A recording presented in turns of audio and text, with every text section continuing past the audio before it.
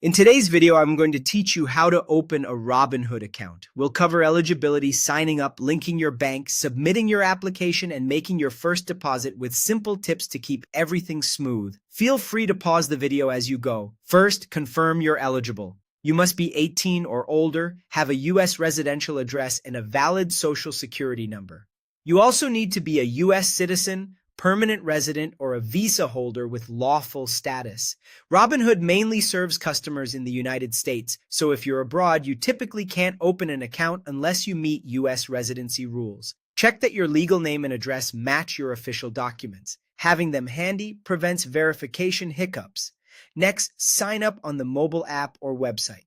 Download the app from your device's official store or go to the site. Then choose Sign Up. Enter your full legal name, date of birth, email, phone number, social security number, and your U.S. address. Use an email you check often and keep your phone nearby for security codes. Accuracy matters. Avoid nicknames or old addresses that could slow approval. Take a moment to review everything before you continue. Clean, consistent details speed things up. Then, link your U.S. bank account so you can fund your new account. Most major banks connect instantly through secure verification. If instant linking isn't supported, follow the manual option that uses small test deposits. Deposits become available after your application is approved, so this step simply gets you ready to move money when it's time. Submit your application. Some approvals are instant, others take a few business days if more review is needed.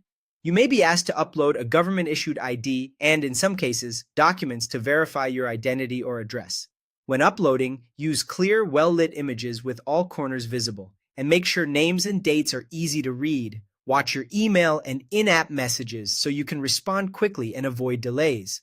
Once approved, deposit money and start investing in stocks, ETFs, and, where available, crypto. Begin with an amount you're comfortable with, review the basics of how orders work, and take a moment to research before you buy. That's it. You're ready to open and use your Robinhood account with confidence.